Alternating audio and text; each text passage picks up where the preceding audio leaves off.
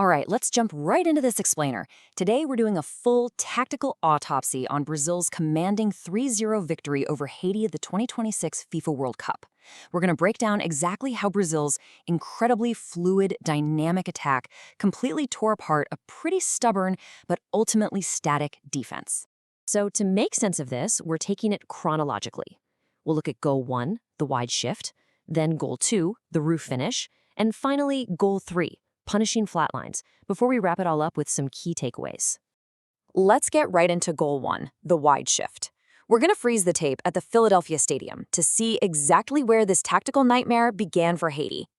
Anchoring ourselves right around that midway point of the first half, the deadlock finally breaks.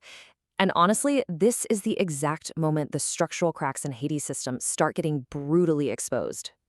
Now, I love this piece of commentary right here because it hits the nail on the head regarding Haiti's initial fatal flaw. Quote, "They committed numbers and they could be caught at this moment." Look, pushing huge numbers forward against a lethal Brazilian counterattack, that is playing with fire, and we're about to see them get burned. So let's break down the sequence of how it actually happened. First, Haiti gets caught committing those numbers high up the pitch. Then, watch Vinny Jr. Instead of driving straight in, he acts as a decoy, brilliantly shifting from a central spot out wide. It totally scrambles Haiti's defensive shape, setting up an initial shot that gets saved, but leaves the goal wide open for the follow-up to easily find the net.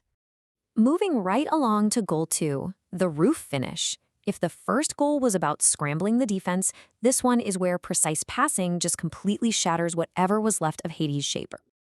This time around, Vinny Jr. flips the script. He isn't playing the wide decoy anymore. He becomes the primary playmaker.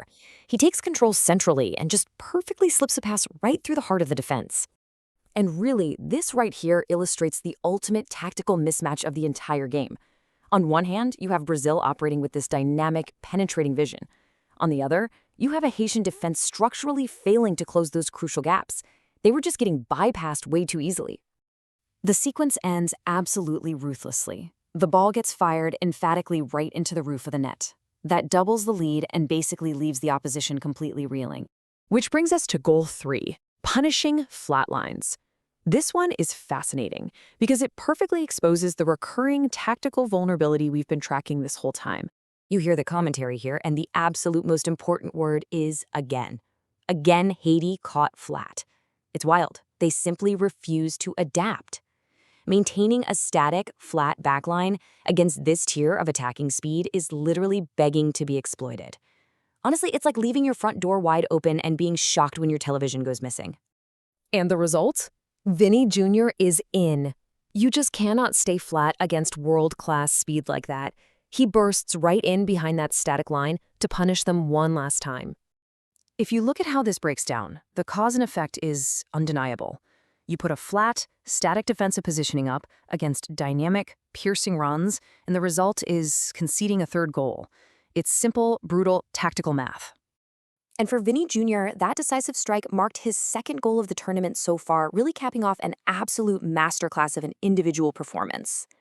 All right, let's summarize this tactical autopsy with our key takeaways from the match.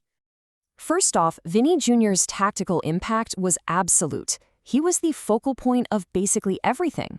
He shifts wide for the first goal, slips that crucial central pass for the second, and exploits the flat line to get in behind for the third. That constant, varied movement is exactly what kept a vulnerable defense guessing all game long. Ultimately, if you take away anything from this explainer, let it be this. Committing numbers forward while staying tragically flat at the back is a fatal combination. Brazil proved beyond a shadow of a doubt that a dynamic, adaptable offense is going to tear apart a rigid, static defense every single time. So, the big question we're left with: will future opponents learn to adjust their lines against Brazil, or will Vinny Jr. just continue to slip right through the rest of the World Cup? You really have to wonder if the remaining teams were taking frantic notes on Haiti's flatline disaster. Keep learning, keep analyzing, and I'll see you in the next explainer.